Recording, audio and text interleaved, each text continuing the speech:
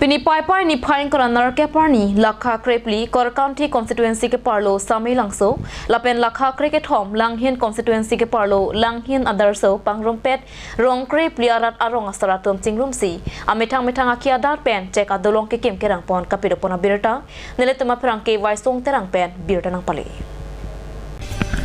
Binpur में केदामतांग सुरिहिनी राक्रे सिरके पनिकान कोर काउंटियालांग रोयालोंग लापुपु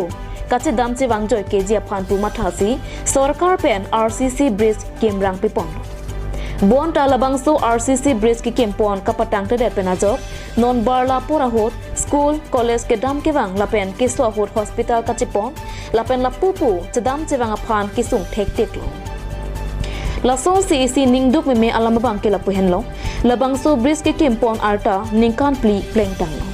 Bon take kim kerang ketangji kalisi adungarai malomta habit haramason krim si masong si thekpon longno Lason si pherang ke pen kahumi dama hot hadak aratum nangki pachini donalam theke lapuhenlong Karbianglong Autonomous Council CEM Dr. Tuliram Longhang Karbianglong Autonomous Council Chairman Raju Tiso lapen Karbianglong Autonomous Council EM Billy Mahan Khaklari alang lituma phanseta me labangso bris ke kim kerang Pon prabjin pen kapatang serak Japan rong krepli arong asratum kacuning ripon padu. Lakan ini tum ward number 2 long kedo arong arat atum an si methang cek taka puisa cirung bensi lakan ini tum jongjong kitam ke bang labang so kesik sakajo ini sini tum labang so apini labang so social work lo aja lo ini tum ratul paksi mina kia dat pesini tum labang apini labang so delong repairing ini tu 2019 puluh tiningkan phobak dulu so dua kai sumrong hang CMLA lang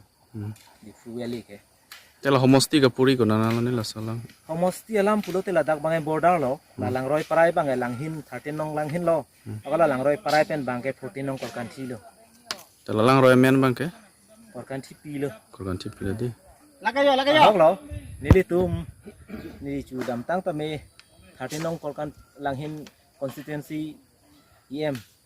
anpar KLMC Bilimohon Khaklari hona bachini lo lapente 14 nong korkan thi